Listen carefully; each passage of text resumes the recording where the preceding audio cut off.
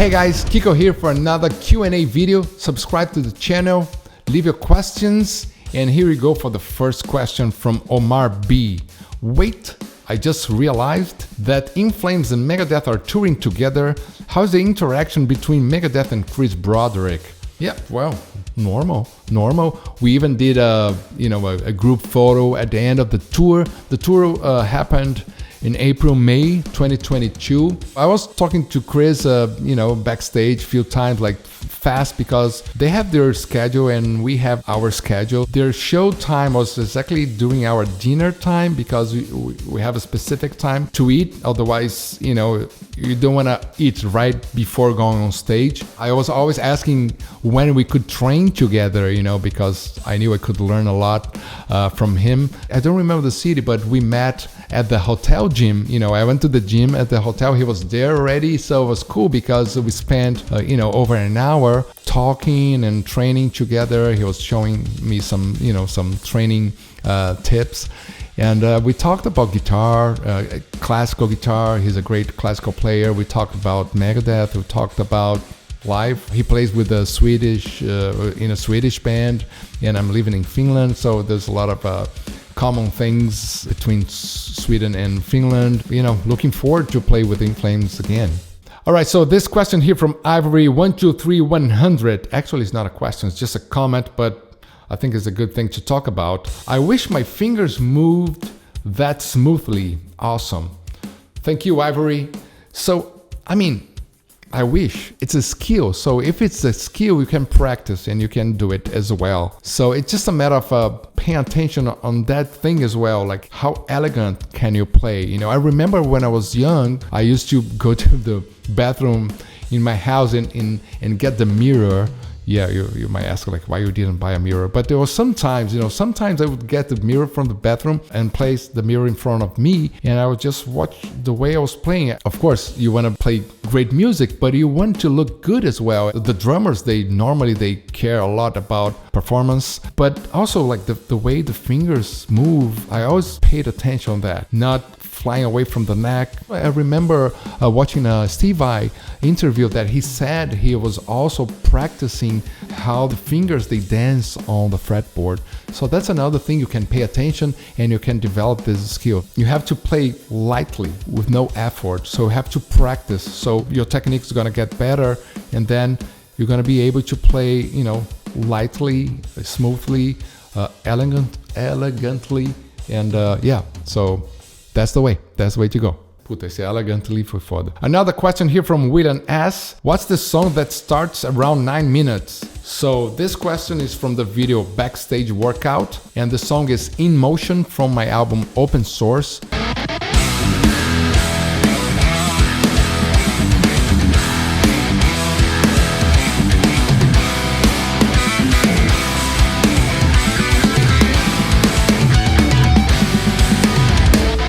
I'm always using my songs, mainly from open source, but sometimes from other albums as well, as the background music or for my videos. Why not? It's a way to show my music as well. It's a way to promote my music, and of course, I don't get caught in the content ID from YouTube.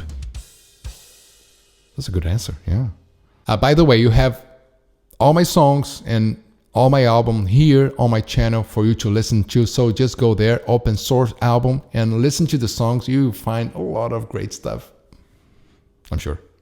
All right, so this one from Kenneth Bergner. As a bass player, my role of supporting the other instruments is very important, like knowing certain aspects of my guitar player solos and helping to enhance them, etc.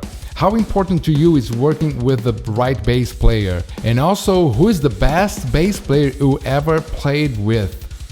What a tricky question, right?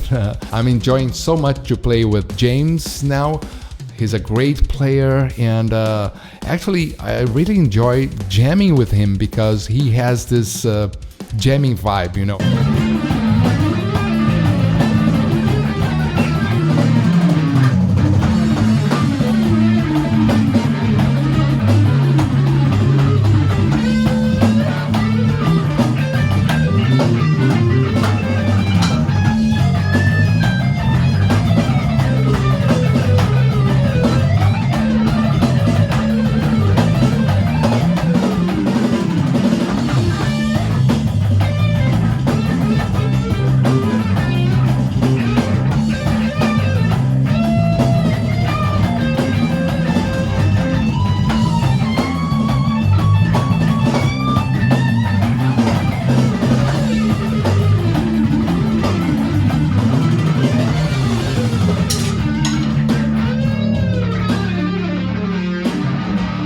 on the Megadeth concerts, of course he plays what is there, but when we jam, I think he shows like all his skills and musicality in another level, I would say, or in a different way. So it's great to get to know people through music, you know. Same with Dirk, same with Dave, you know, we're creating music, composing. I played with so many great bass players. I played Felipe Andreoli, who recorded my solo albums, like all my solo albums besides No Gravity. I did record the bass. I don't know if it was a great idea, but at the time was the best solution and the easiest solution. Also, Universo Inverso was recorded by Carlinhos Noronha. He's a great Brazilian bass player. I had the chance to play with Luis Mariucci in Angra in the first phase of the band. Who else? Doug Wimbish recorded one of my songs in Sounds of Innocence, Mãe d'Água. And I played with him, with Taria, and it was amazing players. Well, I mean, I'm fortunate to have the chance to play with great players, of course, Ellefson as well, before James. I believe choosing the right musicians to play with you is so important, because in music there is no right and wrong. Who said that phrase? You know, of course there is wrongs, a lot of wrongs. But in art, it's more like, of course, you have the skills, you know, so depending on the style, the musician has to have certain skills. You know, if you want to play thrash metal, if you want to play something more complex or that asks for more technique, you need a player that's able to play. But art is not about the technique, it's about the style, you know, so you have to choose the right musician to play with you. Putting aside the skills that you need for that style, you need to find the right person that fits your, you know, your concept, your musical concept, and also a great person to be around, you know, because that's, in the end, it's one of the most important things, you know, people that you like personally and musically as well, because you spend hours in studio touring. So personality, the concept, the musicality, and of course the skills. So yeah, I played with great bass players, nothing to complain, only great stuff. So in my mentorship, I do have a mentorship that I help people, musicians and non-musicians, to succeed in their music endeavors, right?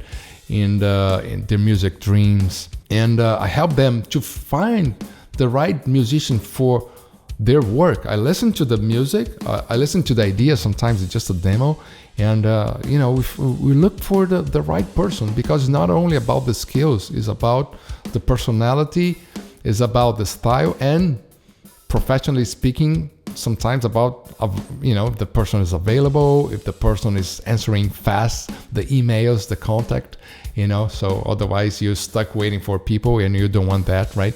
So yeah, that was my answer. Long answer, actually. All right, so another one here, a beauty question here from Capybara78. Dear Kiko, you play nylon strings acoustic fantastically. Thank you so much. And you're also a very good keyboard player. How do you manage with your nails on the right hand? I don't have an answer for that. I don't know. I really don't know. I struggle with that as well. So sometimes I have my long nails for the classical guitar, and then I go to the piano. It's like, you know, that sound, horrible sound. Then if I want to play piano, then I go there and cut my nails, and then the acoustic suffers. And also you have the tapping situation, right? If you really want to practice tapping, it's better to have short nails. And also, if you play a lot of concerts, you know, if I leave my long nails for the classical guitar, because I do play classical guitar for the song Conquer or Die live, but then if you have long nails and you're just like playing metal, you know, your nails will be completely destroyed. Just hitting hard the guitar, you will break your nail for sure. I have to, you know, find my way out of this situation. Normally my nail during the tour is like halfway. It's completely broken one side, and I keep like the other side so I can play. I'm always managing that tiny fraction of the nail so I can play the classical guitar. You know, I'm not a professional classical guitar, I like doing classical guitar albums and things like that. So it's okay not to have the perfect nail.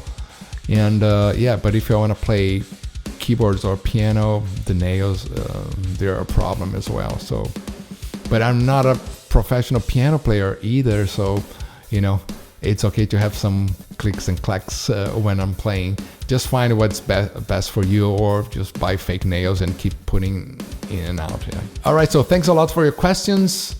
Just keep sending them and subscribe to the channel, and see you in the next video.